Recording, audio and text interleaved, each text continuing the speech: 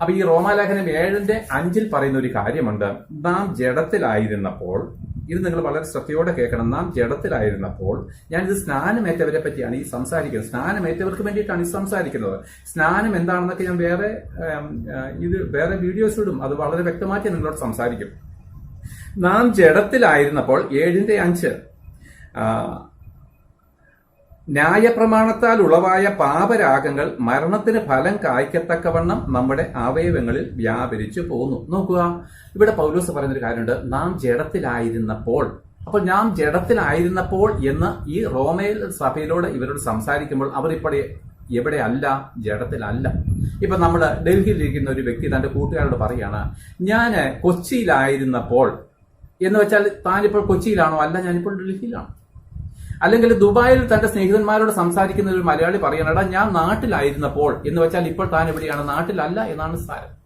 അവണ്ണം ഇവിടെ ഈ വചനം പറയുന്നത്, നാം ജഡത്തിലായിരുന്നപ്പോൾ എന്താണ് സംഭവിച്ചിരുന്നത്? അന്ന് നമുക്ക് എന്താണ് സംഭവിച്ചിരുന്നത്? നാം ജഡത്തിലായിരുന്നപ്പോൾ ന്യായപ്രമാണത്താൽ ഉളവായ പാപരാഗങ്ങൾ മരണത്തിന് ഫലം കായ്ക്കത്തക്കവണ്ണം നമ്മുടെ അവയവങ്ങൾ വ്യാപരിച്ചു. അതായത് നമ്മൾ സ്നാനമേക്കുന്നതിന് മുമ്പ് നമ്മൾ പാപത്തിന്റെ ശക്തിയാണ് വ്യാപരിച്ചിരുന്നത്. അത് പാപരാഗങ്ങൾ നമ്മൾ വ്യാപരിച്ചിരുന്നു. അത് നമുക്ക് ബാക്കി വചനങ്ങൾ വേഗത്തിലാണ് പറഞ്ഞു പോകുന്നത്. നിങ്ങൾ ചിന്തിക്കാൻ വേണ്ടിയിട്ടാണ് ഇത് പറഞ്ഞത്. അല്ലാതെ സമ്പൂർണ്ണമായിരിക്കുന്ന ഒരു ക്ലാസ് തരുവാൻ ഈ ചെറിയ സമയത്ത് കഴിയത്തില്ല. അപ്പോൾ നാം ജഡത്തിലായിരുന്നപ്പോൾ എന്ന് വെച്ച് കഴിഞ്ഞാൽ നമ്മൾ ന്യായപ്രമാണത്തിന് കീഴിലായിരുന്നപ്പോൾ എന്താണ്? പാപരാഗങ്ങൾ നമ്മൾ വ്യാപരിച്ചിരുന്നു, മരണത്തിന്റെ ഭയം നമ്മൾ വ്യാപരിച്ചിരുന്നു. ഇപ്പോൾ എന്താണ്?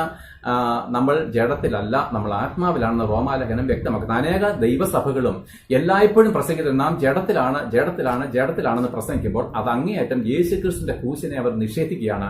നീ ഏറ്റ സ്നാനത്തിന് അവർ വില കൊടുക്കാതെ നീ ഇപ്പോഴും പാപത്തിലാണെന്ന് അവർ നിന്നെ വെളിപ്പെടുത്തി തന്ന് നിനക്ക് ഭീതി ഉണ്ടാക്കിയാണ്. യഥാർത്ഥത്തിൽ നാം ഇപ്പോൾ ജഡത്തിലല്ല, നമ്മൾ ആത്മാവിലാണ്. നമ്മളിപ്പോൾ ആദമിന്റെ സന്തതികളല്ല, നാം ദൈവത്തിന്റെ സന്തതികളാണ്. നമ്മൾ ക്രിസ്തുയേശുവിൽ ആത്മീയരായിട്ട് തീർന്നിരിക്കുന്നുള്ള ഈ സാധുവർത്തമാനം നിങ്ങളെ അറിയിക്കാനും കൂടിയാണ് ഞാൻ ഈ ക്ലാസ് എടുക്കുന്നത്.